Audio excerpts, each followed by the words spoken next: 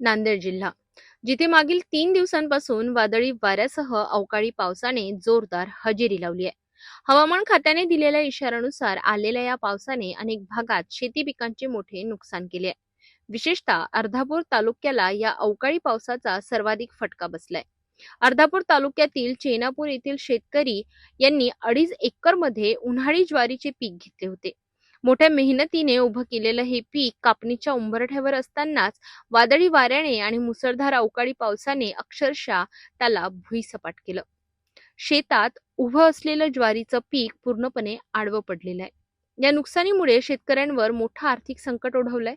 शेतकऱ्यांनी शासनाकडे तात्काळ पंचनामे करून आर्थिक मदत देण्याची मागणी केली आहे. फक्त चेनापूरच नाही तर नांदेड जिल्ह्यातील अनेक भागांमध्ये शेतकरी अशाच संकटांचा सामना करीत आहेत. प्रश्न असा आहे की शेतकऱ्यांना या संकटातून बाहेर काढण्यासाठी शासन किती लवकर मदतीचा हात देणार.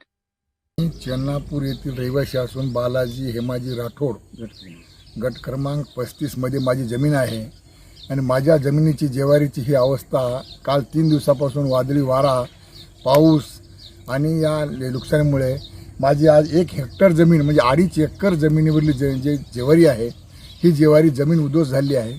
आम्ही काय करणार, कसं करणार, हे असं हे पीक लहान पिके होऊन गेली आहे.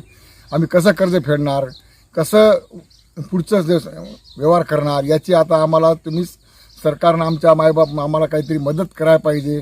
पंचनामा करून माझ्या ज्वारीची मला मदत काहीतरी भरपाई करून देण्याची विनंती करतो.